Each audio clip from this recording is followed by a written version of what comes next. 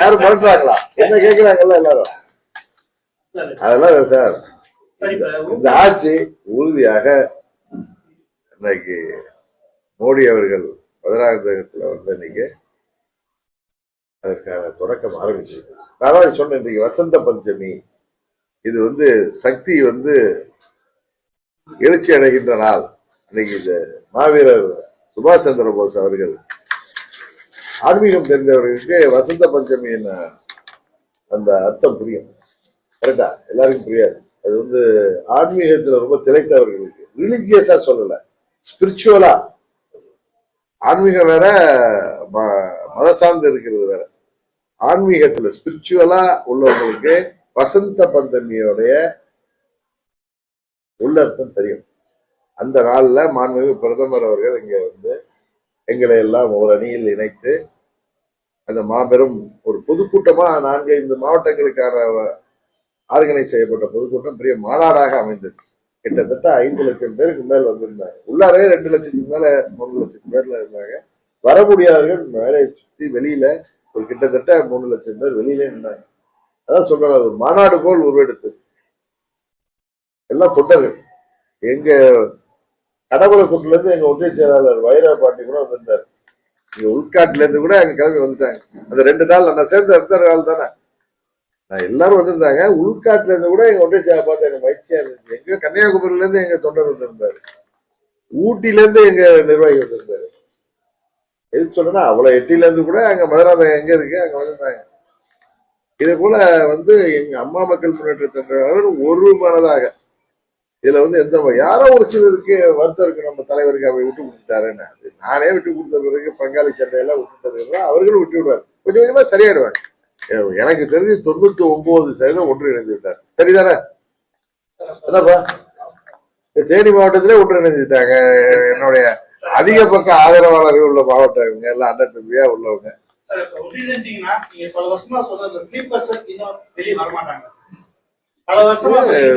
ஜெயடில இருந்தாருங்க, என்ன எப்படி இருக்காரு ஸ்லீப்பர் செல் எல்லாம் ஒரு காலகட்டத்துல. இப்ப ஸ்லீப்பர் செல் எல்லாம் எங்களுடைய லைவ் செல் ஆயிட்டாங்க. அவ்வளவுதான், போதுமா? கரெக்டா?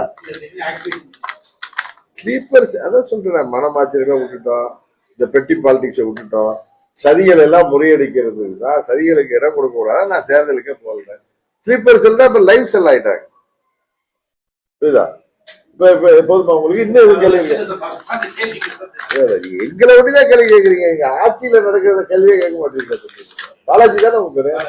எனக்கு அவர் பேர் ஞாபகம் இருக்கு.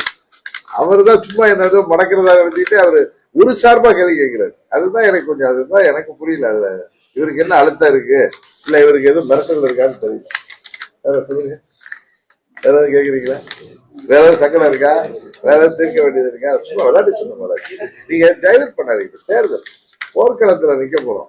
நீங்க இதே நாங்கதான் எல்லாத்தையும் விட்டுட்டோம்ப்பா. எங்களுக்குள்ளார நான் தானே விடணும், நானே விட்டுட்டேன். எங்க தொண்டர்கள் அதே மாதிரி என் மேல அன்பு உள்ளவங்க இருப்பாங்க, அவர்களும் விட்டு விடுவார்கள்.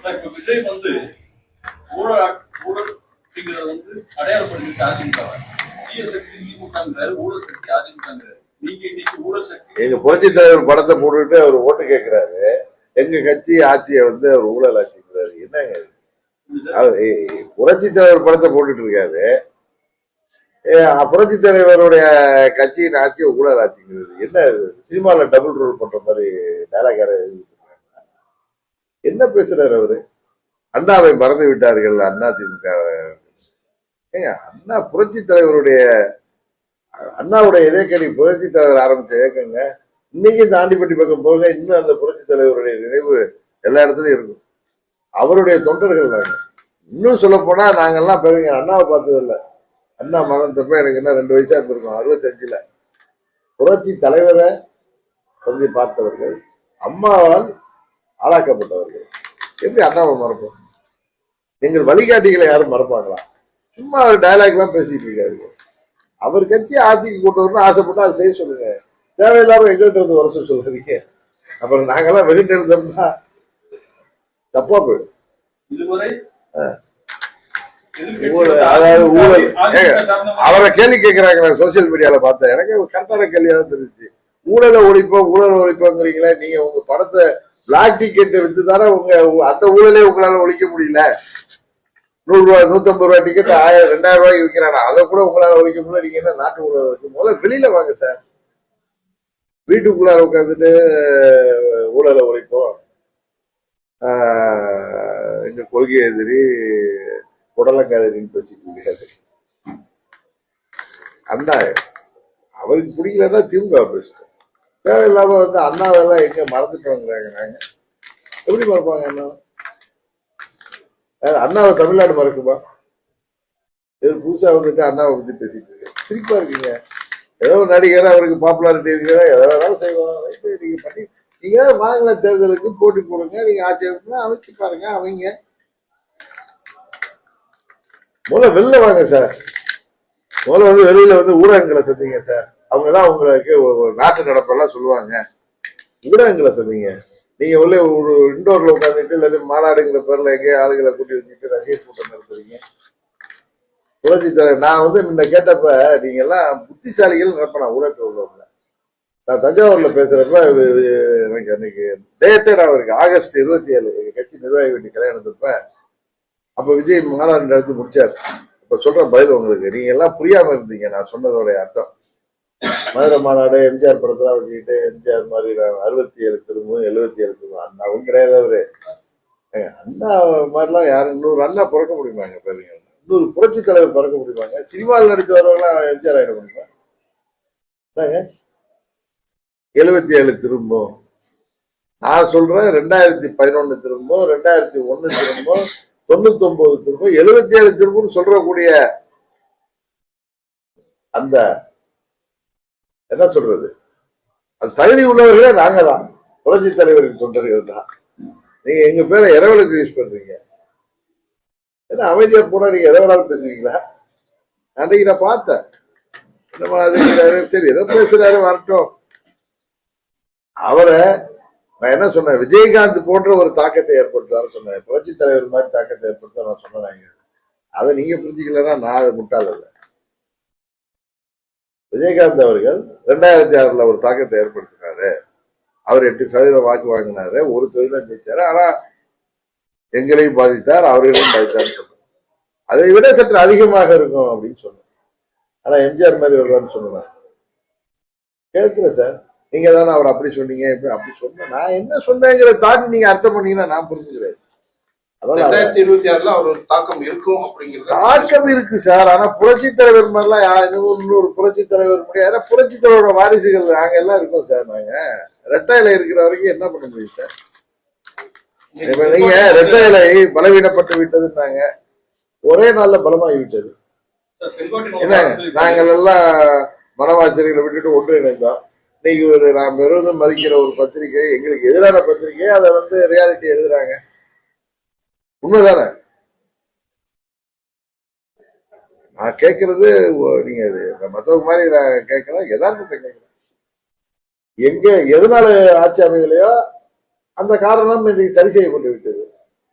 அன்றைக்கு நாங்க ஒன்னா இருந்திருந்தோம்னா நேரடியா 21 தொகுதியில அதிமுக தோன்றுச்சு. அதோடைய பாதிப்பு 50-60 தொகுதியில. செங்கோட்டையர் இங்க இருக்கிற மட்டும் தலைவர், மற்றவர் அதிமுக கூட்டணியிலயோ அல்லது திமுக கூட்டணியில இருக்கும் தலைவர்களே இல்லை அப்படிங்கிறாரு. அண்ணன் ரொம்ப பெரிய மதிக்கக்கூடிய மூத்த நிர்வாகி. சரி, அவரே பேசிட்டு போறாரு. அதெல்லாம் பேசுவாரு. அவர் நாங்க அண்ணாவை மறந்து விட்டேன்னு அவர் பேசுவாரா? அவரை பேச சொல்லுங்க. எம்ஜிஆரை மறந்து விட்டோன்னு பேசுவாரா? அவர் பேசிட்டுங்க, நான் பேச சொல்றேன். பெரிய மாநிலமாக தேர்தல் கேட்டா போதை மருந்து அங்கிருந்து வருது. கருத்து காவல்துறை உங்களிடம் இருக்கு, ஆட்சி உங்கள்கிட்ட இருக்கு. எங்க பார்த்தாலும் எந்த ஒரு சமூக விரோத செயலா இருக்கட்டும், அது மணல் கடத்தலாக இருக்கட்டும், கனிம வள கொள்ளையா இருக்கட்டும். நேற்று கூட தொலைக்காட்சியில பார்த்தோம், திருநெல்வேலி மாவட்டத்துல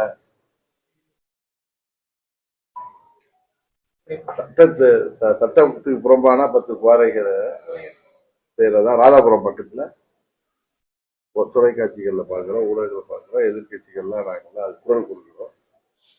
இன்னைக்கு போராடாத மக்களே இல்லை என்கிற அளவுக்கு வாக்குறுதிகளை சொல்லி ஏமாற்றி ஆட்சிக்கு வந்தவர்கள் எங்களை பார்த்து படிக்கிறார்கள். இந்த ஊழல் ஆட்சி இன்னைக்கு பாத்தீங்கன்னா அமைச்சர்கள் மேல அன்னைக்கு பாக்குறோம், டிரான்ஸ்பருக்கு 356 கோடி ஊழல் நடந்திருப்பதாக இடியே புகார் சொல்லுது. அது போல வேலை வாய்ப்புக்கு பல 100 கோடிகள். இன்னைக்கு நெடுஞ்சாலைத்துறையில என்ன சொல்லப்படுது, 30-35% வரை கமிஷன் பெறப்படுவதாக எல்லாம் புகார்கள், குற்றச்சாட்டுகள் இன்னைக்கு தமிழ்நாட்டில் இருக்கு. இதுக்கு மேல ஒவ்வொரு துறையிலும் ஊழல். அது மின்சாரத்துறையாக இருக்கட்டும், எந்த துறையாக இருந்தாலும் ஊழல் மலிந்து கிடக்கிறது. ஒரு கங்காரு குட்டி போல அவங்க அப்பா மடியில உட்கார்ந்துட்டு ஒரு துணை முதல்வராக இருக்கிறவரு எங்களை எல்லாம் பார்த்து கமெண்ட் அடிக்கிறார். உறுதியாக அவர்கள் குடும்ப ஆட்சியை முடிவுக்கு கொண்டு வந்து, வாரிசு ஆட்சியை முடிவுக்கு கொண்டு வந்து, முதலமைச்சர் இன்றைக்கு தமிழ்நாடே கொலைக்காடாக கிடக்குது, கொள்ளைக்காடாக இருக்குது. விலைவாசி எல்லாம் விண்ணை முட்டுகிற அளவுக்கு உயர்ந்திருக்கு. வரி உயர்வுகள், கட்டண உயர்வுகள், எதை பற்றியும் கவலைப்படாமல் எல்லாத்துக்கும் மத்திய அரசு காரணம், மத்திய அரசு காரணம். உங்களுக்கு தெரியும், விலைவாசி ஒரு இன்றைக்கு உலகளாவிய பொருளாதாரம், குளோபல் எக்கனாமியில எங்கேயோ ஒரு பிரச்சனை வரும்பொழுது எல்லா ஊரும் பாதிக்கப்படுது. விலைவாசி உயர்வுனால அடித்தட்டு மக்கள் பாதிக்கக்கூடாதுன்னு அம்மா அவர்கள் அம்மா உணவகங்களை கொண்டு வந்தாங்க. அதுபோல பல திட்டங்கள், தாலிக்கு தங்க திட்டம். நீங்க தங்கத்தின் விலை எங்கேயோ போயிட்டு யாரும் நினைத்து கூட, அடித்தட்டு மக்கள் இல்ல, வசதியானவர்களே தங்கத்தின் விலையை கண்டு பயப்படுகிற அளவுக்கு இன்றைக்கு உயர்ந்திருக்கு. எதற்காக சொல்றேன்னா, தாலிக்கு தங்கம் திட்டத்தை அம்மா அவர்கள் கிடப்பில் போட்டாங்க. அம்மா அவர்கள் மாணவர்களுக்கு கொடுத்த கணினி திட்டத்தை முடிச்சுட்டு இப்ப எதை கொடுக்கிறதா அதே பிரச்சனை. சைக்கிள் திட்டங்கள் மாணவியர்களுக்கு மாணவர்களுக்கு கொடுக்கப்பட்டது. இளைஞர்களுக்கு வேலை வாய்ப்பு ஆண்டு 10 லட்சம் பேருக்கு கொடுப்பாங்க.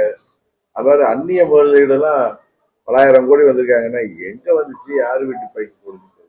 இன்னொன்னு ஊழலை பத்தி சொல்றப்ப அவங்களது ஒரு அமைச்சரை நான் நினைக்கிறேன், நம்ம சித்தப்பாளையத்தை சேர்ந்தவரே, ஒரு பெரிய குடும்பத்தை சேர்ந்தவர், அமைச்சராக இருந்தவர், அப்பொழுது நிதி மந்திரியாக இருந்த போது அவர் தொலைபேசியில் பேசியதாகவே 30,000 கோடி, இது என்ன 3 வருஷத்துக்கு முடியாது, ஆட்சிக்கு ஒரு 2 ஆண்டுல 30,000 கோடி ஊழல் பணத்தை அந்த குடும்பம் வச்சுட்டு என்ன பண்றதுன்னு தெரியாம தவிக்கிறாங்க. அவர் சொன்ன தகவலே பொதுவெளியில வந்தது.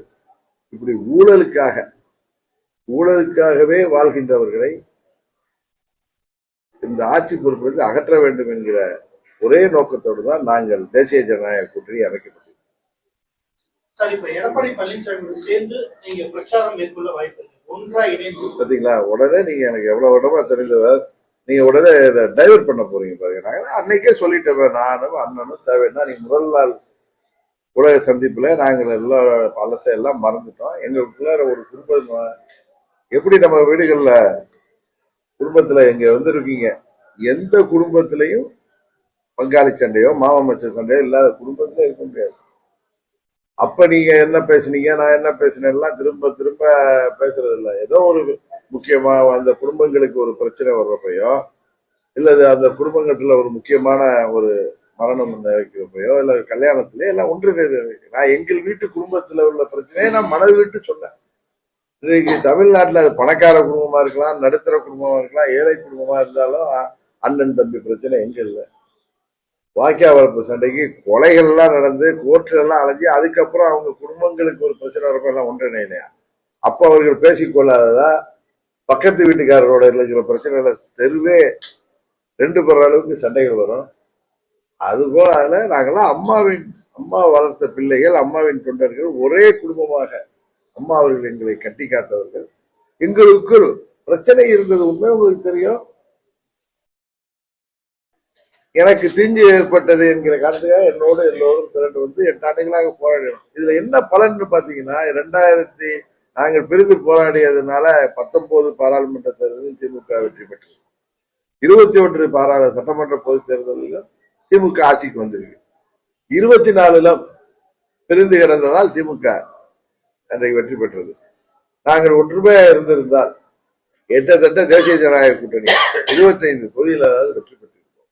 இன்றைக்கு ஒன்றிணைந்திருக்கிறோம். மிகவும் மதிக்கத்தக்க பத்திரிகைகள் கூட அதை அங்கீகரித்து இருக்கிறது. மதுரை எடிஷன்ல நான் பார்த்தேன். நான் பெரிதும் மதிக்கின்ற நமது மதுரை மண்டலத்துல மதுரையிலிருந்து ஒரு ஆங்கில பத்திரிகையில நான் பார்த்தேன். அவர்கள் நமக்கு ஆதரவானவர்கள் அல்ல, என்டிஏ கூட்டணிக்கு ஆதரவானவர்கள் அல்ல.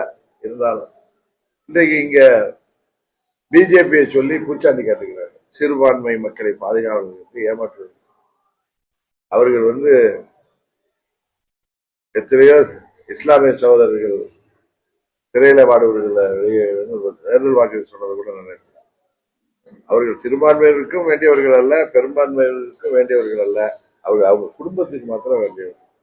அவங்க குடும்பத்துல எல்லாரும் முதுகலையும் எவ்வளவு ஊழல் சுமை இருக்குன்னு எல்லாருக்கும் தெரியும். அதை விட்டு அவர்கள் மார்த்தட்டுகிறார்கள். கண்ணாடி மாளிகையில இருந்து கல்லறிகிறார்கள். உறுதியாக அவர்களை இந்த முறை அம்மா மக்கள் முன்னேற்ற கழகம் அவர்களை ஆட்சிக்கு முடிவுக்கு கொண்டு வர வேண்டும். மீண்டும் தமிழ்நாட்டில் அம்மாவின் ஆட்சி வர வேண்டும் என்பதற்காகத்தான் நாங்கள் எங்களுக்குள் இருந்த மனக்கசப்புகள், மன ஆச்சரியங்களை எல்லாம் விட்டுவிட்டு நாங்கள் எல்லோரும் அண்ணன் தம்பிகள் என்பதை உணர்ந்து நாம் ரெண்டுபட்டால் எதிரிக்கு லாபமாகி விடுகிறது என்ற ஒரே புள்ளியில நாங்கள் ஒன்றிணைந்தோம். அதனால ஒன்றாக பிரச்சாரம் செல்வோம். தேவைப்பட்ட இடங்களுக்கு ஒன்றாக பொதுக்கூட்டங்களுக்கு செல்ல இருக்கிறோம். மீண்டும் பாரத பிரதமர் வருகின்ற கூட்டங்கள் பல இடங்களில் ஏற்பாடு செய்யப்படுகிறது. தேசிய ஜனநாயக செல்வோம். எங்கெல்லாம் தேவை இருக்கிறதோ நீங்கள் விருப்பப்படுகிறீர்களோ அங்கெல்லாம் குடும்பமானவரை நாங்கள் ஒன்றாகவே பிரச்சாரம். திமுகவை வீழ்த்துறதுக்கு நம்ம தேசிய ஜனநாயக கூட்டணியில எல்லாம் ஐக்கியம். இதுக்கு முன்னாடி நம்ம ஒரு வியூகம் வகுத்தோம். பிரிந்திருந்த அதிமுக அனைத்தும் ஒன்றிணைய வேண்டும். அந்த ஒன்றிணைய வேண்டும்ன்றதுல நீங்க அதுல முதல் குரலும் கொடுத்தீங்க. இப்ப அந்த ஒன்றிணைப்புல அந்த ஒன்றிணைப்பு முழுமை அடைந்திருக்கா? நீங்க நல்லா பாத்தீங்கன்னா அம்மாவின் தொண்டர்கள் அவர்கள் அனைவரும் ஓர் அணியில் திரள வேண்டும்ங்கிற வார்த்தை தான் நான் சொல்லியிருக்கிறதுல நீங்க ஒன்றினை ஒரே கட்சி ஆகணுங்கிற அர்த்தத்துல கேட்கறீங்க. நான் ஒரு பத்திரிகையாளர் சந்திப்புல ஒரு பொது வெளியிலையோ நீங்க இருந்தா கேட்ட காமிங்க.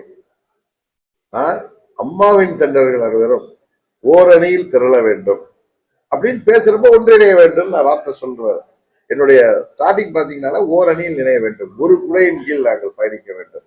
ஏன்னா உங்களுக்கு என்ன தெரியும்னா எங்களுக்கு கூட எங்க கட்சி தான் அது, அம்மாவுடைய கட்சி, தலைவர் ஆரம்பிச்ச கட்சி. எங்களுக்கு கூட அதுல சேர்றதுக்கு எந்த மன ஆச்சரியம் எல்லாம் இல்ல. அம்மாவின் நாங்க கட்சி ஆரம்பிக்கிறப்பே கட்சியை ஜனநாயக முறைப்படி மீட்டெடுப்போம்னு சொன்னோம். ஆனா இந்த கால 6-7 ஆண்டு 8 ஆண்டு ஆயிட்டு, கிட்டத்தட்ட 9 ஆண்டு ஆயிட்டு. என்ன ஒன்று எல்லா அம்மாவின் பெயர்ல நாங்க கட்சி ஆரம்பிச்சோம். அம்மாவின் திருவுருவத்தை தாங்கிய கொடியை நாங்க தமிழ்நாடு முழுவதும் கொண்டு செல்கிறோம். அந்த கொடியையும் அந்த பெயரையும் அம்மாவின் பெயரையும் விட்டு செல்வதற்கு எங்களுக்கு மனம் இல்லை.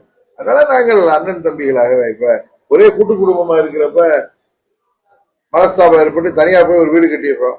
அதனால திரும்பி அந்த வீட்டுலதான் போய் இருக்கணும் அப்படிங்கிற அவசியம் இல்லை. 2 பேருமே பக்கத்துலதான் வீடு கட்டியிருக்கோம். பரஸ்பரம் அன்போடு பிரச்சனை வரப்போது ஒன்றாகவும் சந்தோஷத்தில் எல்லோரும் ஒருங்கிணைந்து பங்கேற்கும். அதனால ஒன்றிணைங்கிற இடத்தை நோக்கி நான் சொல்லிட்டேன். ஒரு உரையில் 2 கத்திகள்லாம் இருக்க வேணாம். தேவையற்ற அரசியல்ங்கிறது ஒரு சதிகள் நிறைந்த ஒரு துறை. இங்க பதவிக்காகவும் அதிகாரத்திற்காகவும் எத்தனையோ பேர் இடையில சதி செய்வாங்க. அதுக்கெல்லாம் இடம் கொடுக்காம அண்ணன் தம்பிகளாக ஊர்ல சொல்லுவாங்கல்ல, வீடு பிரிஞ்சு போயிருக்காங்க, அவங்க தனி அடுப்பு வச்சிருக்காங்க, அவங்க வீடு தனி குடித்தனம் போயிருக்கோம். அதனால தவிர இப்ப வீடு கல்யாணம் ஆனதான் வீட்டுல இருந்து பையன் பிரிஞ்சு போற மாதிரி, இல்ல சகோதரர்கள் தனித்தனியா கொண்டிருக்கிற மாதிரி அப்பா அம்மா காலத்துக்கு அப்பா அம்மா இருக்கிறப்ப எல்லாம் ஒன்னா இருப்பாங்க, அம்மா இருக்கிறப்ப நாங்கெல்லாம் ஒன்னா இருப்போம். அம்மா அவர்கள் மறைவுக்கு பிறகு எங்களுக்குள் சண்டை நாங்கள் வெளியில ஏறி இப்ப தனி வீடு கட்டிவிட்டோம் அம்மா மக்கள் முன்னேற்ற. அதனால நாங்க அதிமுக சேர வேண்டாம்ங்கிறதெல்லாம் இன்றைக்கு தேர்தல் விட்டது ஒன்று விட்டோம். எங்களுக்குள்ள மனமாச்சரியங்கள்லாம் வைக்க வேண்டியது. ஏன்னா இப்ப முத்துசாமிக்கு ஒன்றும் அதிமுகவுக்கு ஒன்றும் பிரச்சனை இல்லை, சுரேஷுக்கு அதிமுக பிரச்சனை இல்லை, தேவிடுக்கும் கிடையாது, அவருக்கும் கிடையாது. இந்த டாக்டர் எனக்கு ஆதரவாக பதவி இழந்தவர், அதையெல்லாம் மறந்துட்டோம். ஏன்னா எனக்கு ஏற்பட்ட பாதிப்பைக்காக தான் இந்த இயக்கமே தொடங்கப்பட்டது நியாயம் வேண்டி. இன்றைக்கு நாங்கள் தனியாக போராடும் பொழுது எதிரிக்கு அது வாய்ப்பாகிறது. அம்மாவின் ஆட்சி வர வேண்டியதை நாம் காரணமாகி கூடக்கூடாது, அது வராமல் இருக்கும். இதுதான் நான் எங்க நிர்வாகிகளுக்கும் எங்க தொண்டர்களுக்கும் உங்க மூலம் சொல்றேன். எத்தனையோ மனக்கசப்புகளா இருந்தது உண்மை, இல்லைன்னு சொல்ல எதையே மறுக்கலையே, அதையெல்லாம் மறந்து விட்டோம். அதெல்லாம் ஒரு கெட்ட கனவாக மறந்து விட்டோம். புதிய தொடக்கத்தை நோக்கி நாங்கள் எல்லாம் தேர்தல் என்கிற இந்த ஜனநாயக போர்க்களத்திலே மீண்டும் அண்ணன் தம்பிகள் எல்லாம் ஒரே படையாக தேர்தல் அந்த இதுல யார் பெரியவர் யார் சிறியவர்ங்கிறதுலாம் எல்லாமே பாரத பிரதமர் மாண்பு மோடி அவர்கள் தேசிய ஜனநாயக கூட்டணி தேசிய தலைமையாகும். தமிழ்நாட்டிற்கு அண்ணன் பழனிசாமி அவர்கள் தலைமையில அதிமுக கூட்டணியில நாங்க மனப்பூர்வமாக இணைந்திருக்கோம். அன்னைக்கு பிரதமர் அவர்கள் இருந்த பொழுதே அந்த வாக்குறுதியை நான் தந்தேன். ஏன்னா அவர்கள்தான் நாங்கள் அம்மா மக்கள் முன்னேற்ற கழகம் கூட்டணியிலிருந்து வெளியேறும் போது அவர் மிகவும் வருத்தப்பட்டு நான் மீண்டும் வர வேண்டும் என்று எங்களிடம் முக்கியமான தலைவர்களிடம் அவர் சொல்லியதை அவர்களிடம் சொல்லியதை தொடர்ந்துதான் நான் திரும்பி வந்திருக்கேன். இதுல மறைக்கிறதுக்குலாம் ஒண்ணும் இல்லை. இதுல உங்களுக்கு என்னை பத்தி நல்லாவே தெரியும். 89ல இருந்து எவ்வளவு போராட்டங்களை சந்திச்சவன். நான் அரசியலுக்கு வருவதற்கு முன்பே எத்தனையோ கைதுகளை வழக்குகளை சந்திச்சவன். அதனால அதை கண்டு எந்த அழுத்தமும் இல்லை. எனது வழக்குகள்லாம் ட்ரையல் ஸ்டேஜில் தான் இருக்கு. அதெல்லாம் யாரும் அதெல்லாம் முடியறதுக்கு 6 மாசமோ 1 வருஷமோ இன்றையிலேருந்து நடத்தினாலும் கூட ஆகும். அதற்கும் எந்த அழுத்தமும் கிடையாது. எனக்கு ஒரே வருத்தம், அரசியலுக்கெல்லாம் அப்பாற்பட்ட இயக்கம் திராவிட கழகம். அதன் தலைவர் பெரிய மதிப்பிற்குரிய நாங்கெல்லாம் பெரிதும் மதிக்கிற ஐயா வீரமணி அவர்களே தினகரனை மிரட்டி சேர்த்து விட்டார்கள் சொல்றாரு. எந்த அளவுக்கு தமிழ்நாடு அரசியல் இன்றைக்கு தரம் தாழ்ந்து போய்விட்டது என்பதுதான் எனக்கு வருத்தம். மற்றபடி திமுக எங்களை பத்தி பேசுகிறதோ, இந்த விருதுநகர் எம்பி மாணிக் தாகூர் எங்களை பத்தி பேசுகிறதோ ஒண்ணும் இல்லை. ஏன்னா அவருக்கு தெரியும். அவர்கிட்ட நான் என்ன சொல்றேன், உங்க மூலம் உங்க சித்தப்பா திரு சுதர்சன் நாச்சியப்பன் அவர்களிடம் என்னை பற்றி கேளுங்க, அவர் உங்களுக்கு சொல்லுவார். அவருக்கு தெரியாது. மாணிக் தாகூரை நான் பார்த்தது இல்லை. அவர் 99ல அவங்க சித்தப்பா என்னோட எம்பியா இருந்தவர் திரு சுதர்சன் நாச்சியப்பன் சித்தப்பாவோ சொந்தக்காரர். அவரும் நானும் நெருங்கிய நண்பர்கள். அவர்கிட்ட என்னை பத்தி கேட்டுட்டு அவரை பேச சொல்றேன். அதனால இன்றைக்கு திமுக நாங்கள் மீண்டும் சேர்ந்ததை பார்த்து இவ்வளவு தூரம் தாக்கி பேசுகிறார்கள். அவங்க ஆட்சியை கலைத்தது ஊழலுக்காக கலைக்கப்பட்ட ஆட்சி திமுக. எமர்ஜென்சியை கொண்டு வந்து இவங்கெல்லாம் முட்டிக்கு முட்டி தட்டி மிஸ்ஸாவில் எல்லாரும் கைது பண்ணாங்க. ஸ்டாலின் அவர்களே சொல்லுவாரு, நான் என் மேல வந்து அடியெல்லாம் சிட்டி பாபு தாங்கினாரு, இறந்து போயிட்டாரு. அது மாத்திரம் இல்ல, 76ல கச்சத்தீவை இலங்கைக்கு தாரை வார்த்து கொடுத்ததே திமுக தான். அவர்களோடு நீங்கள் கூட்டணி வைக்கிறீர்கள். நமது தொப்புள் கொடி உறவுகளான இலங்கை தமிழர்களை அழிப்பதற்கு ராஜபக்சேவுக்கு உதவி செய்தது திமுக ஆட்சி. அப்ப நீங்க கூட்டணியிலே இருந்தீங்க. இன்றைக்கு இலங்கை தமிழர்களுக்காக பேசப்படி நீலி கண்ணீர் வடிக்கிறீர்கள். இன்றைக்கு தமிழ்நாட்டில் காவிரி ஒப்பந்தம் காலாவதியானதை விட்டுவிட்டது திமுக ஆட்சி.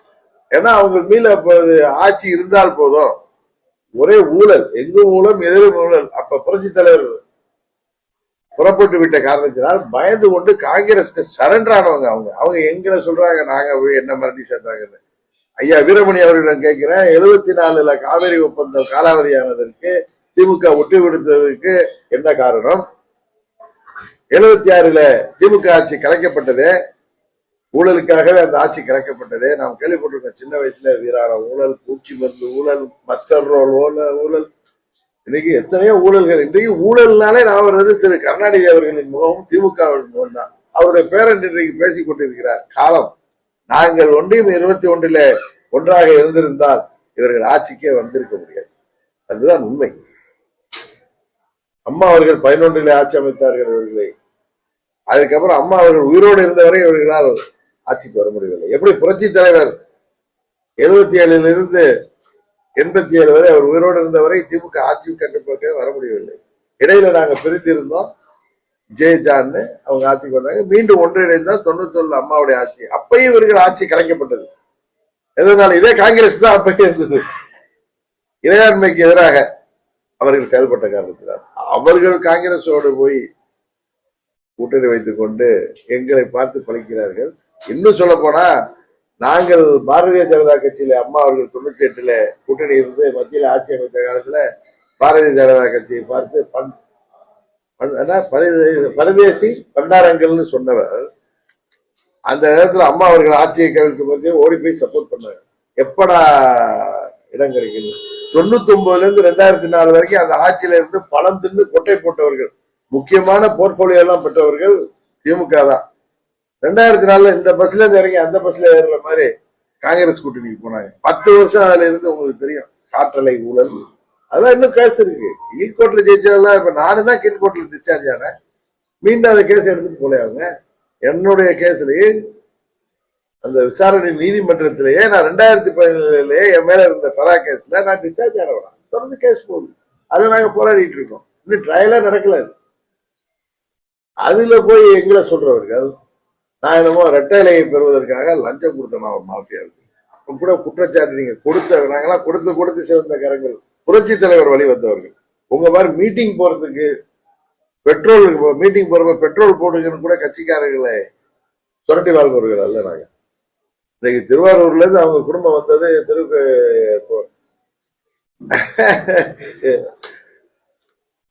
ஒரு மதிப்பிற்கு மறைந்த சிவாஜி கணேசன் அவர்கள் சொன்னது ஞாபகம் இருக்கு. இன்றைக்கு அவர்கள் எத்தனை ஆயிரம் கோடிக்கு அதிபதி, எத்தனை லட்சம் கோடிகளுக்கு அதிபதி. இன்றைக்கு திமுக எத்தனை மாநாடு நடத்துது, அதுக்கெல்லாம் பணம் எங்க இருந்துச்சு? ஏன் நம்ம ஊர்ல எல்லாம் தேனி பாராளுமன்ற தேர்தலப்ப முதல்ல ஒரு 500 ரூபாய் கொடுத்தாங்க, அதெல்லாம் சரியா சேரலன்னு மறுபடியும் கொடுத்தார்கள். சரியா? அதெல்லாம் எங்க போனா எங்க இருந்து? எங்க திருக்கோலையில விவசாயம் பண்ணி கொண்டு வந்து போனோமா? யாரை பார்த்து பேசுகிறார்கள் இவர்கள்? எங்களுக்குள் பிரிவினை நாங்கள் சேர மாட்டோம் என்று குளிர்காயல் எடுத்தார்கள். நாங்கள் எங்களுக்குள் இருந்த மன வருத்தங்களை எல்லாம் விட்டுவிட்டு நாங்களும் அதிமுகவும் கூட்டணியில அண்ணன் தம்பிகளாக சேர்ந்தது. இந்த ஓரணியில வர வேண்டியவங்க இருக்காங்களா? கடந்த 3 ஆண்டுகளாக யாரெல்லாம் நினைக்கிறீங்க இந்த ஓரணியில் இன்னும் இணைய வேண்டி நீங்க விரும்புறது? சில கட்சிகள் வரும் என்ற நம்பிக்கை இருக்கு. சார், 3 ஆண்டுகளா உங்களுக்கு துணையா இருந்தவர் ஓபிஎஸ். இன்றைக்கு திமுகவுடைய அமைச்சரையும் திமுக சபாநாயகரும் திமுகவை சேர்ந்த அமைச்சரை சந்திச்சு வந்திருக்காரு. அவரை உங்களை நீங்க கைவிட்டுட்டீங்களா இல்ல கைகொடுத்து கூட்டு வர போறீங்களா? நல்லா தெரியும் உங்களுக்கு. தயவுசெய்து நீங்க தான் தேனிக்காரங்க, மனசு விட்டு சொல்றேன். அண்ணன் பன்னீர்செல்வம் 99ல நான் இங்கு பாராளுமன்ற வேட்பாளர் இருந்தப்ப பெரியகுளம் நகர கழக செயலாளர், இவர் அப்ப சின்னமனூர் ஒன்றிய செயலாளர், அப்போது நகராட்சி சேர்மன். அம்மா அவர்களுக்கு எவ்வளவு உயர்வெல்லாம் கொடுத்தார்கள். கடந்த 25 ஆண்டுகளாக அவர் எவ்வளவோ உயர்வுகளை பெற்றார். 2 முறை அம்மா அவர்களாலும் 3வது முறை எங்களாலும் முதல்வராக இருந்தவர். அதற்கு பின்பு அண்ணன் பழனிசாமியோடு சேர்ந்து அவர் ஆட்சியில் பகிர்ந்தார் துணை முதல்வராக. அவர் எங்களோடு ஆட்சி அதிகாரம் எல்லாம் போன பிறகுதான் அம்மா மக்கள் முன்னேற்றங்கள் நாங்கள் நட்பு கரம் நீட்டினோம். அவர் நல்ல முடிவு எடுக்க வேண்டும். அவர் அம்மாவின் தொண்டர்.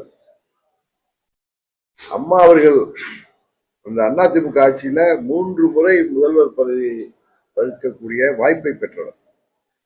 அவர் சரியான முடிவு எடுத்து வருவார் என்ற நம்பிக்கை எனக்கு இருக்கு. ஏன்னா அவருடைய உயர்வுல எனக்கும் ஒரு சிறு பங்கு இருக்கும் என்று உங்களுக்கு தெரியும். அவருக்கு ஆதரவானவன்னா 2000 ஏப்ரல்ல திரு சையதுகான் அவர்கள் தமிழ்நாடு முழுவதும் அம்மா அவர்கள் மாவட்ட செயலாளரை மாற்றிய பொழுது நான் தேனியில அவரே இருக்கட்டும் சொன்ன பெரிய தேனி மாவட்டத்தில். அப்ப இல்லப்பா எல்லா ஊர்லயும் மாத்திட்டேன், சையதுகானையும் மாத்தணும், அவருக்கு வேற எதுவும் செய்வேன்னு சொல்லிட்டு அப்ப மாவட்ட யாரை போடணும்னு கேட்டப்ப அன்றைக்கு நான் பெருமைக்கு சொல்லுவேன். நடந்து உங்க எல்லாரும் தெரியுதுல, வேற ஊர்ல சொன்னா கூட இங்க உள்ள அத்தனை பேர்களும் அப்ப நீங்க வேணா வயதுல சிறுவர்களா இருக்கலாம். முத்துசாமி சாட்சியாக என்னோட இருக்கிறாரு, அங்க செல்லமுத்து இருக்காரு. சையதுகான மனசாட்சியை பார்த்து பார்த்தா தெரியும். அன்றைக்கு ஏப்ரல் மாதம் அம்மாவிடம் இவர் இன்னொரு இளைஞரை போடலான்னாங்க. இல்லம்மா நாங்கெல்லாம் இளைஞர்கள், சீசன் மேன் போடுங்கன்னு சொல்லுவோம். அதுக்கப்புறம் அவருக்கு கொடுத்த உயர்வுகளுக்கெல்லாம் ஏதோ ஒரு நான் காரணமாக இருந்தாரா இல்லையா என்பது உங்களுக்கு தெரியும். அதுபோல அவரும் அதற்கு நன்றி கடனாக சின்னம்மா அவர்களை முதல்வராக்க வேண்டும் என்று எல்லாரும் கேட்டபோது நான் என்னுடைய வேண்டுகோளுக்கு இணங்க தனது பதவியை ராஜினாமா செய்து அந்த 1 வாரம் பொறுத்திருந்தால் 7ஆம் தேதி வரைக்கும் எங்களுக்கு இருந்த அந்த தர்ம யுத்தத்தை யார் பேச்சே கேட்டுட்டு தொடங்கணும்னு சொல்றாருல, அது தொடங்காமல் இருந்தார். 2014 பிப்ரவரி 14 எங்க சித்திக்கு எதிராக திரும்புவது மீண்டும் முதல்வராகி. இதை ஒத்துக்கிறீங்களா இல்லையா? நீங்க யாருக்காவது மாற்று கருத்து இருக்கா? கூட நாங்க தான் என் கட்சிக்காரர் தம்பி கேள்வி கேட்டீங்களே, உங்களுக்கு மாற்று கருத்து இருக்கேன். அதனால அவர் எல்லாவற்றையும் என்னையும் தான் எல்லா கட்சிகளும் அழைத்தார்கள். நான் எங்களுக்கு கூட சண்டை போட்டு வெளில போனதும் எல்லா கட்சிகளும் அதாவது பெருமையா சொல்லல. ஏன்னா நான் இன்னொரு கட்சியாக சென்று விட்டால் ஆபத்து என்று. ஏன்னா 21ல நான் தனியார் இருந்தப்ப தனியார் இருக்கட்டும் சரி என்று நாங்கள் வெற்றி பெறுவதற்கு சரியாக இருக்கும் என்று நினைத்தவர்கள். இந்த தேர்தலில் நாங்கள் தனியார் இருக்கக்கூடாது, எந்த கட்சியோடு போயிடக்கூடாது என்று அரசியல் ரீதியாக விரும்பினார்கள். பல கருத்து எனக்கு நான் சொன்னேன், என்னோட தமிழ்நாட்டுல இப்ப ரிப்பீட் பண்ற அந்த வார்த்தை சொன்னது, ஆட்சி அமைக்க துடிக்கின்ற கூட்டணி கட்சி தலைமையில் இருக்கின்ற கட்சிகள் எங்களோடு பேசி வருகிறார்கள். நாங்கள் அதை இப்பொழுது கூட்டணி முடிவுக்கு வந்த பிறகுதான் சொல்றேன். கூட்டணிக்கு தலைமை தாங்குகிற கட்சிகள் எங்களோடு இல்ல, தலைமை கூட்டணியை அமைக்க விரும்புகின்ற கட்சிகள் எல்லாம் என்னோட பேச விரும்பினார், எங்களோடு பேசுகிறார்கள்.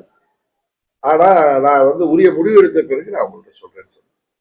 நான் உரிய முடிவு எடுத்துட்டேன். என்டிஏ கூட்டணி நான் வெளியில் வந்த பிறகும் தேசிய ஜனநாயக கூட்டணி தலைமை தாங்குகின்ற பாரதிய ஜனதா கட்சியை சேர்ந்த முக்கியமான தலைவர்கள், அப்பொழுது தமிழ்நாடு தலைவராக இருந்த நண்பர் அண்ணாமலை தொடர்ந்து என்னிடம் பேசிக் கொண்டிருப்பார்.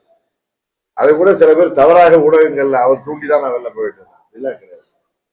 நானாக யோசிச்சு முடிவு எடுப்பேன். நான் யாரை சொல்லி கேட்டு நான் போய் யுத்தம் நடத்துறவனோ யாரை சொல்லி செய்யறவங்க கிடையாது. அம்மாவோட அருகில் இருந்து அம்மாவால் வார்க்கப்பட்டவன். அதனால நான் யோசித்து தான் முடிவு எடுப்பேன். இப்பயும் நான் எடுத்த முடிவு 6 முறை சிந்தித்து 3 மாதமா என்ன முடிவுனாங்க. நான் அப்ப உங்கள்கிட்ட நான் சொன்னேன் கிளியரா, நீங்க எல்லா தொலைக்காட்சியிலையும் அதை நீங்க ரீப்ளே பண்ணி பாருங்க. நீங்க இதை ஒட்டி சொல்றீங்க, அதிமுகவா அண்ணன் பழனிசாமி அப்படியெல்லாம் பேசுனீங்களே, இப்படியெல்லாம் பேசுனீங்களே. ஆமாங்க பேசணும்.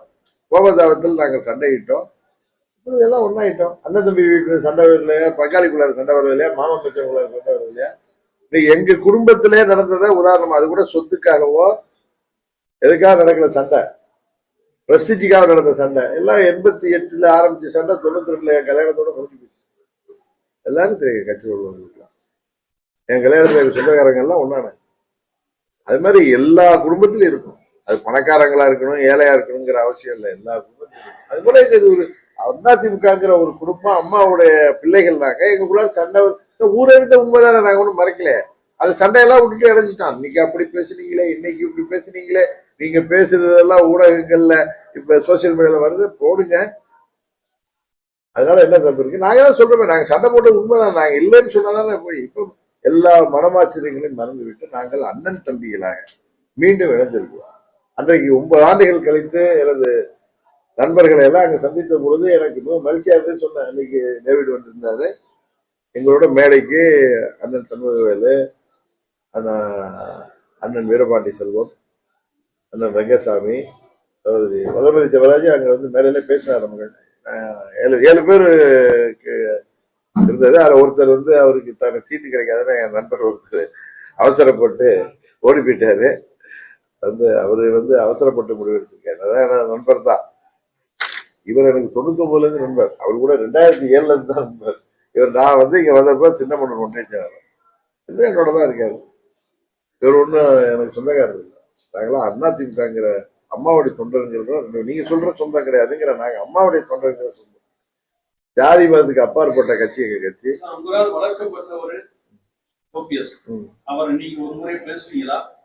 நான் கூட பல முறை பேசியிருக்கேன், பல முறை நாங்க நான் பல முறை பேசுறேன். இருந்தாலும் அவருக்கு சில தர்ம சங்கடங்கள். அதனாலதான் நீங்க நேற்று நான் ஒரு தொலைக்காட்சி போட்டு ஓப்பனா தான் பேசுறேன். அதையெல்லாம் அவர் தான் அதுக்கு எங்களுக்கு ஆதரவாக வர வேண்டும், ஒரு முடிவெடுத்து வர வேண்டும் என்று நான் இப்ப உங்களுக்கு சொன்னதெல்லாம் ஏதோ அவர் மேல வருத்தத்தை சொல்ல அவரும் யோசிப்பார். அவர் இந்த நேரத்துல ஏதோ மனதுல ஏதாவது அவருக்கு கஷ்டங்கள் இருந்தாலும் நான் சொல்வதை அவர் மனது யோசிக்கல. என் மீது அவர் தனிப்பட்ட முறையில் ரொம்ப நண்பர்கள். நான் நானே வந்துட்டேன், நீங்க எதுக்கு யோசிக்கிறீங்க? கரெக்டா? நீங்க எல்லாம் சேர்ந்து பொதுக்குழுல என்ன நீக்கிறீங்க. நீங்க வெளியில வந்தது நான் உங்களை அப்படியே கட்டி அடைச்சிக்கிட்டேன். நீங்க எதுக்கு யோசிக்கிறீங்க? உங்களை விட வயதில் சிறுவன் தான் நான் ஒத்துக்கிட்டேன். நீங்களா நீங்க ஒரு குடும்ப பிரச்சனையாக இருந்தா அதெல்லாம் எந்த ரூபத்தில் வரணுமோ அந்த ரூபத்தில் யாரு மூலம் வரணுமோ அதை வந்துட வேண்டும் தான் எங்களுக்கு பெருமையாக இருக்கும், எங்களுக்கு இன்னும் பலமாக இருக்கும் என்று உங்கள் மூலமே இந்த தேனியில இருந்துட்டு என் நண்பருக்கு அழைப்பு கொடுக்குறேன். தனிமையில பேசுறப்ப நான் தர்ம சங்கடம் இருக்கும். நான் ஒன்னு சொன்னா அவர் செய்ய மாட்டேன்னு சொல்ல மாட்டார்.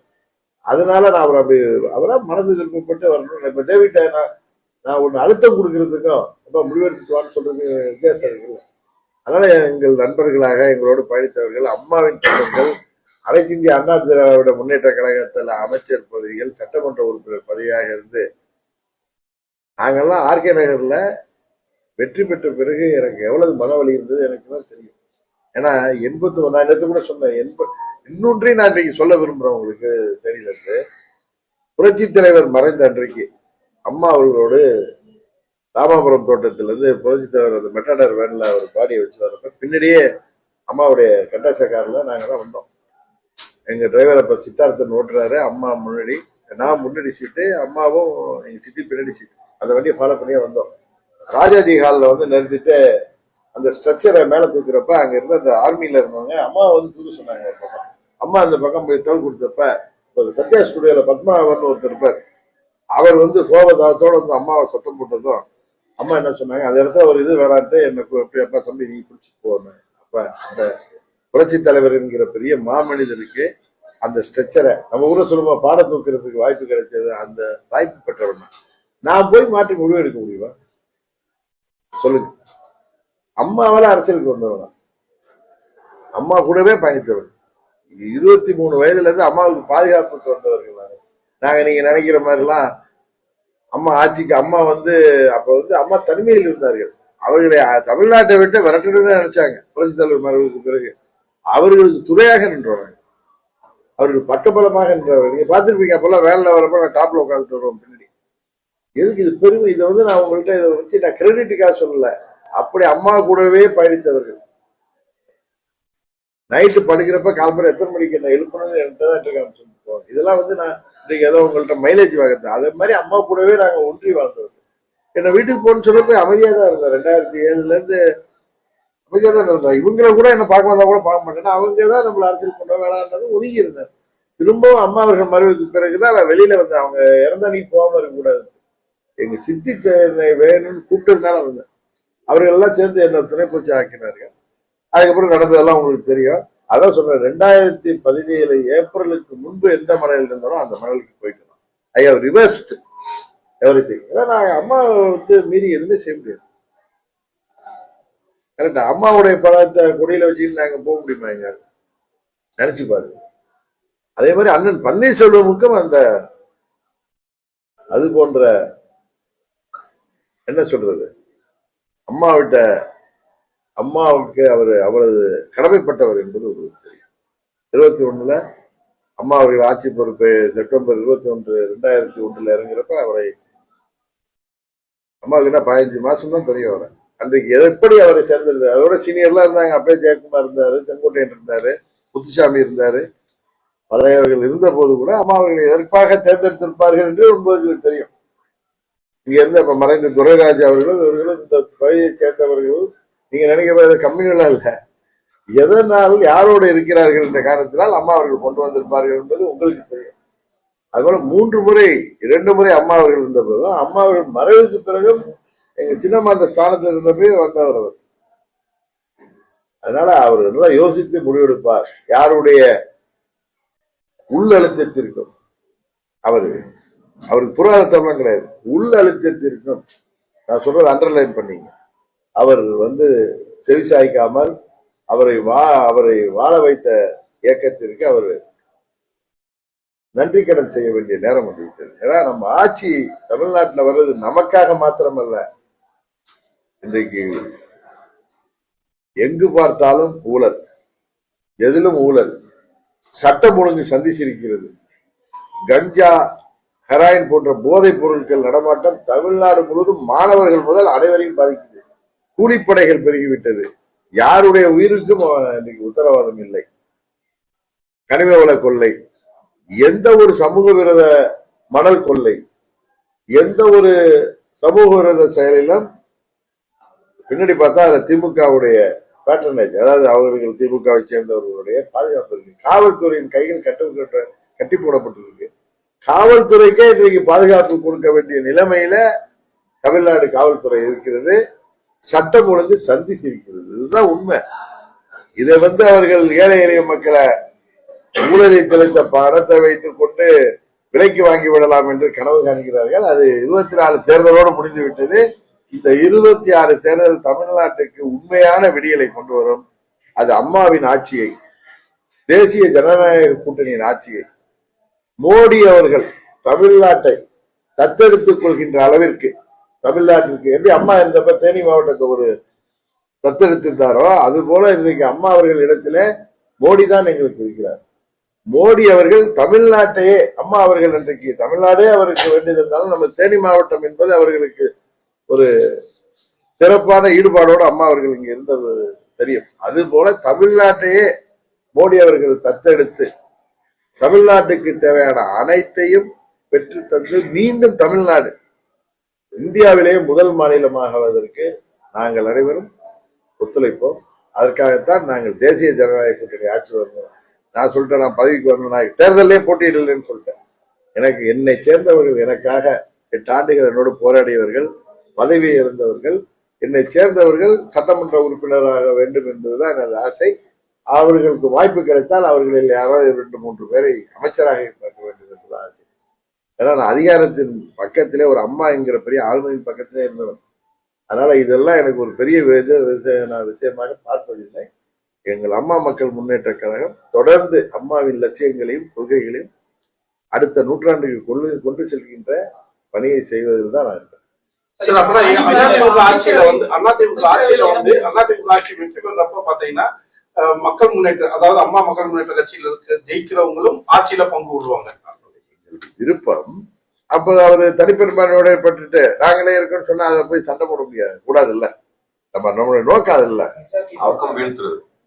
திமுக வீழ்த்துறது என்னோட ஆசையை சொல்றேன். என்னுடைய முதல் குறிக்கோள் என்னை சேர்ந்தவர்கள், எனக்காக உழைப்பவர்கள், என்னோடு எத்தனை அழுத்தங்களை தாண்டி இன்றைக்கு பயணித்துக் கொண்டிருப்பவர்கள், தகுதியானவர்களை நான் அவர்களை சட்டமன்றத்துக்கு அனுப்ப வேண்டும்.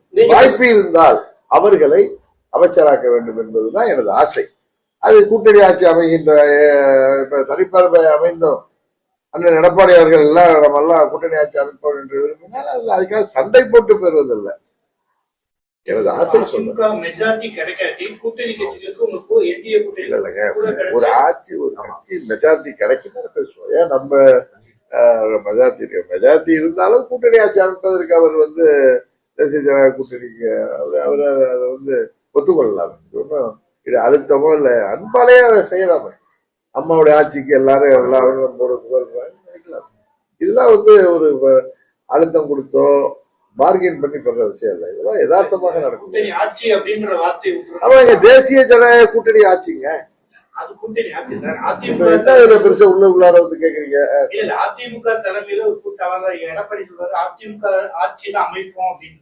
இப்ப என்டிஏக்கு மற்ற கட்சிகள்லாம் அதிமுக தேசிய ஜனநாயக கூட்டணி ஆட்சி அப்படின்னு. நம்ம தேசிய ஜனநாயக கூட்டணி அதிமுக தலைமையில நடக்கும். அது எல்லா கட்சிகளும் தங்கள் சட்டமன்ற உறுப்பினர்கள் அமைச்சராக வேண்டும் என்று விருப்பப்படுவது யதார்த்தம்.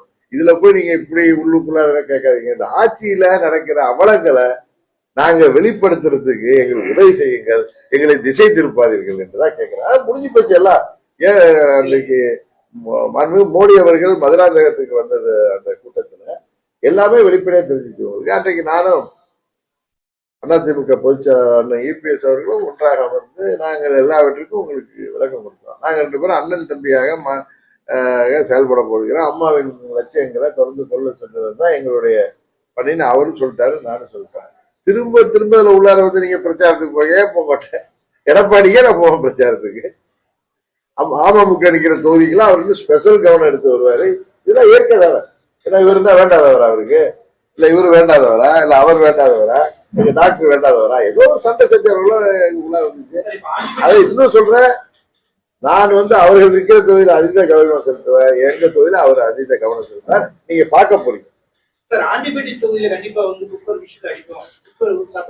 அப்படி விருப்பப்பட்டது உண்மைதான். நான் தான் நிக்கல இல்ல, நீங்க நிக்கலங்கிறது அண்ணா, அதாவது உங்க கட்சி தொண்டர்களுக்கும் கட்சியினர்களுக்குமே ஒரு பெரிய ஒரு ஏமாற்றமா இருக்காதா சார்? அதை சொல்லிட்டு அவங்களுக்கு தான் சொன்ன, ஒரே முறையில 2 கட்சி இருக்கக்கூடாது.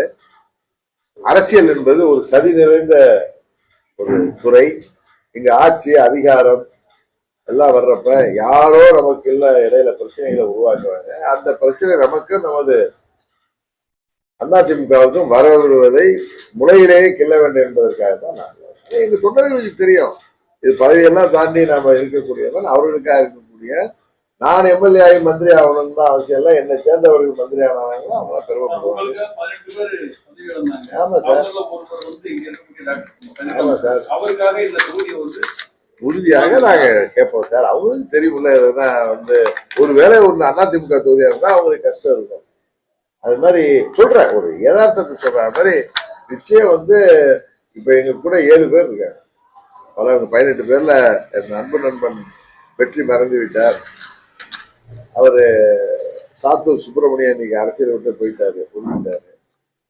சில பேர் அதிமுக போய் சேர்ந்தாங்க, சில பேர் திமுக போயிட்டாங்க.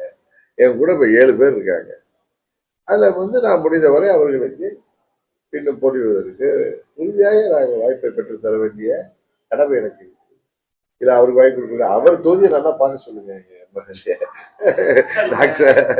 அதனால அதுதான் இது எனக்கு நான் சொல்ல, என்னை சேர்ந்தவர்கள், என்னோட 8 வருஷம் பயணிப்பவர்கள், எத்தனையோ கஷ்ட நஷ்டங்கள் இந்த இயக்கத்தை தாங்கி பிடிப்பவர்கள், அவர்கள் வந்து இந்த தேர்தலில் போட்டியிடணும் அப்படின்னு நான் தமிழ்ல தானே பேசுறேன்.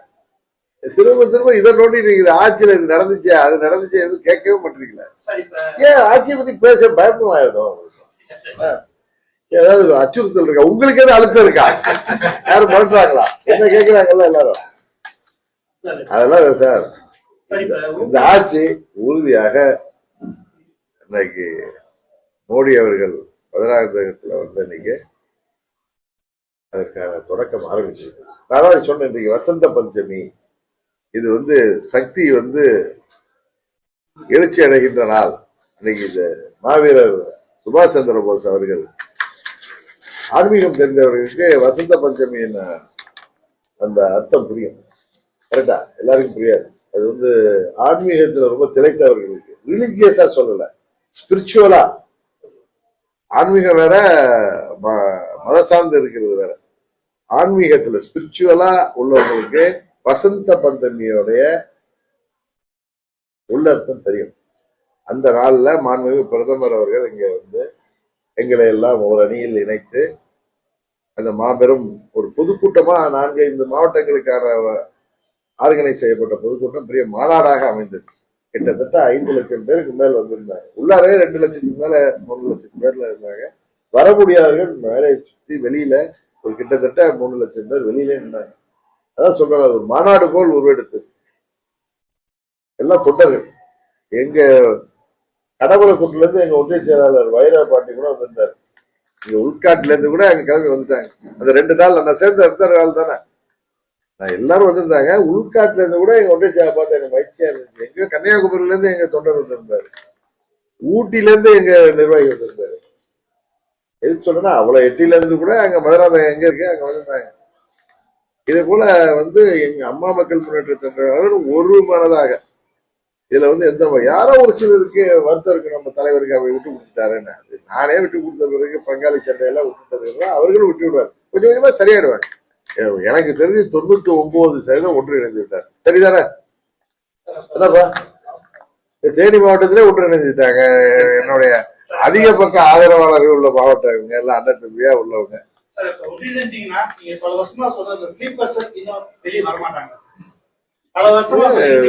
ஜெயடில இருந்தாருங்க, என்ன எப்படி இருக்காரு? ஸ்லீப்பர் செல் எல்லாம் ஒரு காலகட்டத்துல, இப்ப ஸ்லீப்பர் செல் எல்லாம் எங்களுடைய லைவ் செல் ஆயிட்டாங்க. அவ்வளவுதான், போதுமா? கரெக்டா? ஸ்லீப்பர்ஸ் அதான் சொல்றேன், மனமாச்சரியமா விட்டுட்டோம், இந்த பெட்டி பாலிடிக்ஸை விட்டுட்டோம், சதிகள் எல்லாம் முறியடிக்கிறது தான், சதிகளுக்கு இடம் கொடுக்க கூடாது. நான் தேர்தலுக்கே போடுறேன். ஸ்லீப்பர் செல் தான் இப்ப லைவ் செல் ஆயிட்டாங்க. புரியுதா? இப்ப போதுமா உங்களுக்கு? இன்னும் எதுவும் கேள்வி? எங்களை ஒட்டிதான் கேள்வி கேட்கறீங்க. எங்க ஆட்சியில நடக்கிறத கேள்வியே கேட்க மாட்டீங்களா? பாலாஜி தானே உங்க பேரு? எனக்கு அவர் பேர் ஞாபகம் இருக்கு.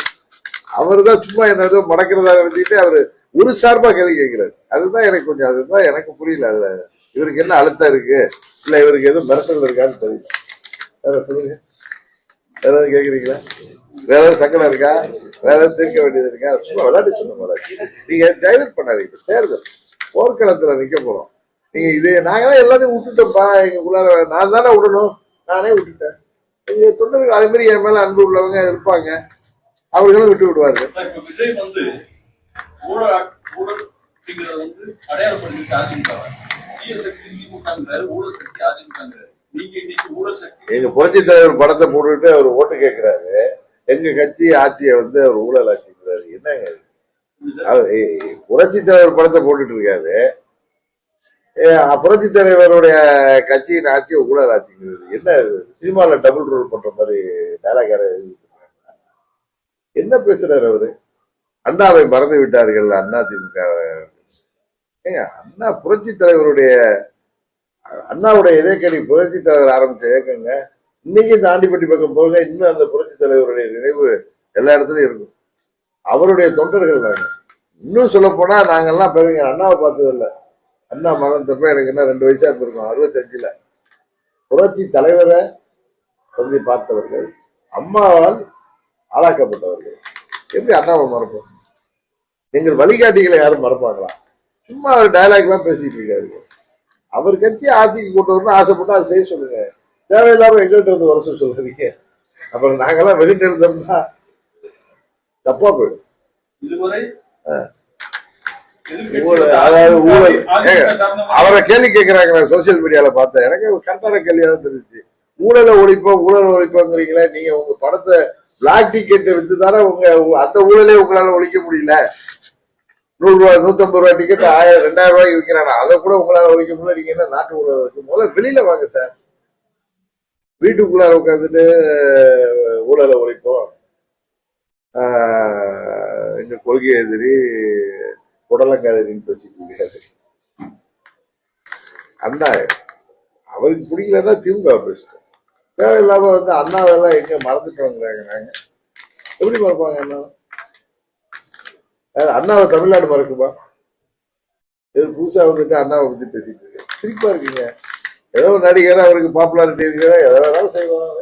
நீங்க பண்ணி நீங்க மாநில தேர்தலுக்கு போட்டி போடுங்க. நீங்க ஆட்சி அமைச்சு பாருங்க. அவங்க முதல்ல வெளில வாங்க சார். முதல்ல வந்து வெளியில வந்து ஊடகங்களை சந்திங்க சார். அவங்கதான் உங்களுக்கு ஒரு நாட்டு நடப்பெல்லாம் சொல்லுவாங்க. ஊடகங்களை சந்திங்க.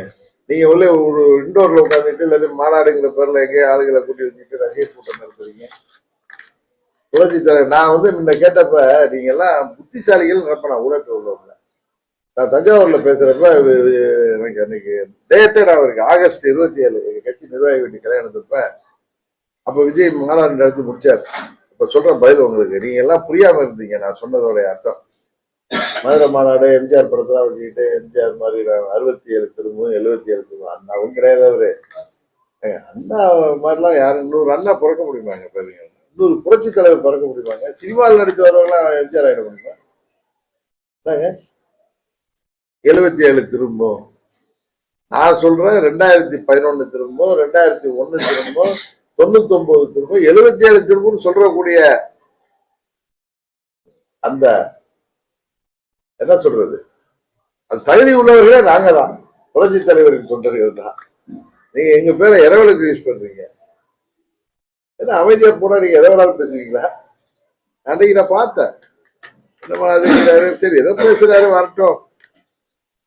அவரை நான் என்ன சொன்னேன், விஜயகாந்த் போன்ற ஒரு தாக்கத்தை ஏற்படுத்துவார் சொன்னேன். புரட்சி தலைவர் மாதிரி தாக்கத்தை ஏற்படுத்த நான் சொன்னேன். அதை நீங்க புரிஞ்சுக்கலன்னா நான் அதை முட்டாள் இல்லை. விஜயகாந்த் அவர்கள் 2006 ஒரு தாக்கத்தை ஏற்படுத்தினாரு. அவர் 8% வாக்கு வாங்கினாரு. ஒரு தொகுதி தான் ஜெயிச்சாரு. ஆனா எங்களையும் பாதித்தார், அவர்களையும் பாதித்தார் சொன்னார். அதை விட சற்று அதிகமாக இருக்கும் அப்படின்னு சொன்னேன். ஆனா எம்ஜிஆர் மாதிரி வருவான்னு சொன்னேன்.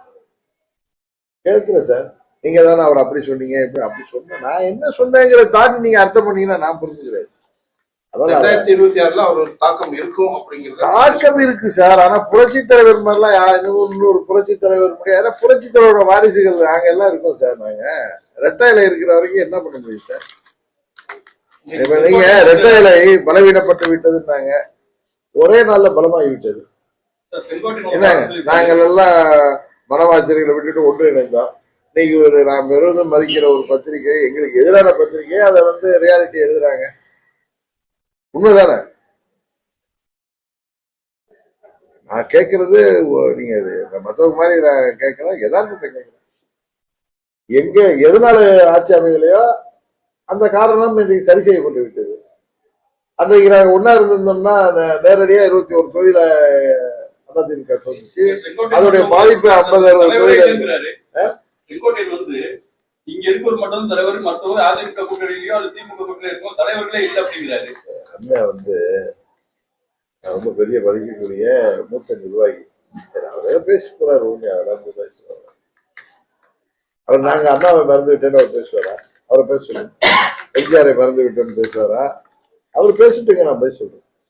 பெரிய மாநிலமாக தேர்தல் கேட்டா போதை மருந்து அங்கிருந்து வருது. கருத்து காவல்துறை உங்களிடம் இருக்கு, ஆட்சி உங்கள்கிட்ட இருக்கு. எங்க பார்த்தாலும் எந்த ஒரு சமூக விரோத செயலா இருக்கட்டும், அது மணல் கடத்தலாக இருக்கட்டும், கனிம வள கொள்ளையா இருக்கட்டும். நேற்று கூட தொலைக்காட்சியில பார்த்தோம், திருநெல்வேலி மாவட்டத்துல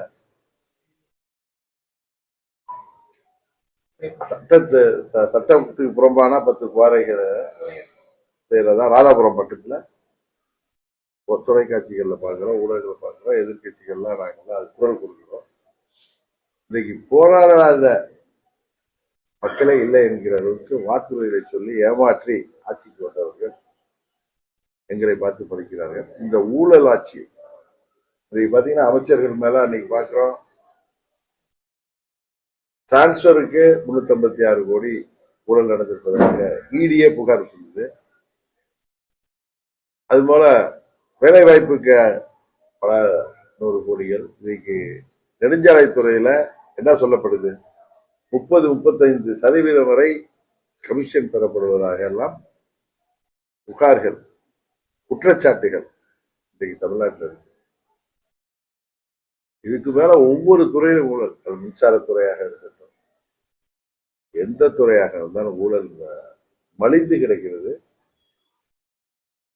ஒரு கங்காரு குட்டி போல அவங்க அப்பா மடியில உட்கார்ந்துட்டு ஒரு துணை முதல்வராக இருக்கிறவரு எங்களை எல்லாம் பார்த்து கமெண்ட் அடிக்கிறார். உறுதியாக அவர்கள் குடும்ப ஆட்சியை முடிவுக்கு கொண்டு வந்து, வாரிசு ஆட்சியை முடிவுக்கு கொண்டு வந்து, முதலமைச்சர் இன்றைக்கு தமிழ்நாடே கொலைக்காடாக கிடக்குது, கொள்ளைக்காடாக இருக்குது. விலைவாசி எல்லாம் விண்ணை முட்டுகிற அளவுக்கு உயர்ந்திருக்கு. வரி உயர்வுகள், கட்டண உயர்வுகள், எதை பற்றியும் கவலைப்படாமல் எல்லாத்துக்கும் மத்திய அரசு காரணம் உங்களுக்கு தெரியும். விலைவாசி ஒரு இன்றைக்கு உலகளாவிய பொருளாதாரம், குளோபல் எக்கனாமியில எங்கேயோ ஒரு பிரச்சனை வரும்பொழுது எல்லா ஊரும் பாதிக்கப்படுது. விலைவாசி உயர்வுனால அடித்தட்டு மக்கள் பாதிக்கக்கூடாதுன்னு அம்மா அவர்கள் அம்மா உணவுங்கிற கொண்டு வந்தாங்க. அதுபோல பல திட்டங்கள், தாலிக்கு தங்க திட்டம். நீங்க தங்கத்தின் விலை எங்கேயோ போயிட்டு யாரும் நினைத்து கூட, அடித்தட்டு மக்கள் இல்ல, வசதியானவர்களே தங்கத்தின் விலையை கண்டு பயப்படுகிற அளவுக்கு இன்றைக்கு உயர்ந்திருக்கு. எதற்காக சொல்றேன்னா, தாலிக்கு தங்கம் திட்டத்தை அம்மா அவர்கள் கிடப்புல போட்டாங்க. அம்மா அவர்கள் மாணவர்களுக்கு கொடுத்த கணினி திட்டத்தை முடிச்சுட்டு இப்ப எதை கொடுக்கிறதா அதே பிரச்சனை. சைக்கிள் திட்டங்கள் மாணவியர்களுக்கு கொடுக்கப்பட்டது. இளைஞர்களுக்கு வேலை வாய்ப்பு ஆண்டு 10 லட்சம் பேருக்கு கொடுப்பாங்க. அதாவது அந்நிய முதலீடுலாம் 1000 கோடி வந்திருக்காங்கன்னா எங்க வந்துச்சு, யாரு வீட்டு பைக்கு போடுச்சு. இன்னொன்னு ஊழலை பத்தி சொல்றப்ப அவங்களது ஒரு அமைச்சரை நான் நினைக்கிறேன், நம்ம சித்தப்பாளையத்தை சேர்ந்தவரே, ஒரு பெரிய குடும்பத்தை சேர்ந்தவர், அமைச்சராக இருந்தவர், அப்பொழுது நிதி மந்திரியாக இருந்த போது அவர் தொலைபேசியில் பேசியதாகவே 30,000 கோடி, இது என்ன 3 வருஷத்துக்கு முடியாது, ஆட்சிக்கு 1-2 ஆண்டுல 30,000 கோடி ஊழல் பணத்தை அந்த குடும்பம் வச்சுட்டு என்ன பண்றதுன்னு தெரியாம தவிக்கிறாங்க. அவர் சொன்ன தகவலே பொதுவெளியில வந்தது. இப்படி ஊழலுக்காகவே வாழ்கின்றவர்களை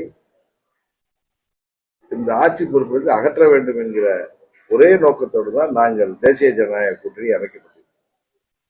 சார், இப்ப எடப்பாடி பழனிசாமி சேர்ந்து நீங்க பிரச்சாரம் மேற்கொள்ள வாய்ப்பு இருக்கு, ஒன்றா இணைந்து பாத்தீங்களா? உடனே நீங்க எனக்கு எவ்வளவு இடமா தெரிந்தவர், நீங்க உடனே இதை டைவர்ட் பண்ண போறீங்க பாருங்க. நாங்க அன்னைக்கே சொல்லிட்டோம், நானும் அண்ணனும் தேவைன்னா நீங்க முதல் நாள் ஊடக சந்திப்புல நாங்கள் எல்லாம் எல்லாம் மறந்துட்டோம். எங்களுக்குள்ள ஒரு குடும்பம், எப்படி நம்ம வீடுகள்ல குடும்பத்துல எங்க இருக்கீங்க, எந்த குடும்பத்திலையும் பங்காளி சண்டையோ மாமச்ச சண்டையோ இல்லாத குடும்பத்துல இருக்க முடியாது. அப்ப நீங்க என்ன பேசுனீங்க, நான் என்ன பேசினேன் எல்லாம் திரும்ப திரும்ப பேசுறது இல்லை. ஏதோ ஒரு முக்கியமா அந்த குடும்பங்களுக்கு ஒரு பிரச்சனை வர்றப்பையோ, இல்லது அந்த குடும்பங்கத்துல ஒரு முக்கியமான ஒரு மரணம் வைக்கிறப்பையோ, இல்ல கல்யாணத்திலே எல்லாம் ஒன்று. நான் எங்கள் வீட்டு குடும்பத்துல உள்ள பிரச்சனையை நான் மனது விட்டு சொன்னேன். இன்னைக்கு தமிழ்நாட்டுல அது பணக்கார குடும்பமா இருக்கலாம், நடுத்தர குடும்பமா இருக்கலாம், ஏழை குடும்பமா இருந்தாலும் அண்ணன் தம்பி பிரச்சனை எங்க இல்லை. வாக்கியா வரப்பு சண்டைக்கு கொலைகள் எல்லாம் நடந்து கோர்ட்ல எல்லாம் அலைஞ்சி அதுக்கப்புறம் அவங்க குடும்பங்களுக்கு ஒரு பிரச்சனை வரப்ப எல்லாம் ஒன்றிணையா. அப்ப அவர்கள் பேசிக்கொள்ளாததா, பக்கத்து வீட்டுக்காரரோட இருக்கிற பிரச்சனைகளை தெருவே 2 பேர் அளவுக்கு சண்டைகள் வரும். அதுபோல நாங்கெல்லாம் அம்மா வளர்த்த பிள்ளைகள், அம்மாவின் தொண்டர்கள், ஒரே குடும்பமாக அம்மா அவர்கள் எங்களை கட்டி காத்தவர்கள். எங்களுக்குள் பிரச்சனை இருந்தது உண்மை, உங்களுக்கு தெரியும். எனக்கு தீங்கு ஏற்பட்டது என்கிற காரணத்துக்காக என்னோடு எல்லோரும் திரண்டு வந்து 8 ஆண்டுகளாக போராடினோம். இதுல என்ன பலன்னு பாத்தீங்கன்னா, நாங்கள் பிரிந்து போராடியதுனால 19 பாராளுமன்ற தேர்தலில் திமுக வெற்றி பெற்றது. 21 சட்டமன்ற பொதுத் தேர்தலிலும் திமுக ஆட்சிக்கு வந்திருக்கு. 24 பிரிந்து கிடந்ததால் திமுக அன்றைக்கு வெற்றி பெற்றது. நாங்கள் ஒன்றுமே இருந்திருந்தால் எட்டத்தட்ட தேசிய ஜனநாயக கூட்டணி 25 தொகுதியில் வெற்றி பெற்றிருக்கிறோம். இன்றைக்கு ஒன்றிணைந்திருக்கிறோம். மிகவும் மதிக்கத்தக்க பத்திரிகைகள் கூட அதை அங்கீகரித்து எழுதியிருக்கிறது. மதுரை எடிஷன்ல நான் பார்த்தேன். நான் பெரிதும் மதிக்கின்ற நமது மதுரை மண்டலத்துல மதுரையிலிருந்து வந்த ஒரு ஆங்கில பத்திரிகையில நான் பார்த்தேன். அவர்கள் நமக்கு ஆதரவானவர்கள் அல்ல, என்டிஏ கூட்டணிக்கு ஆதரவானவர்கள் அல்ல.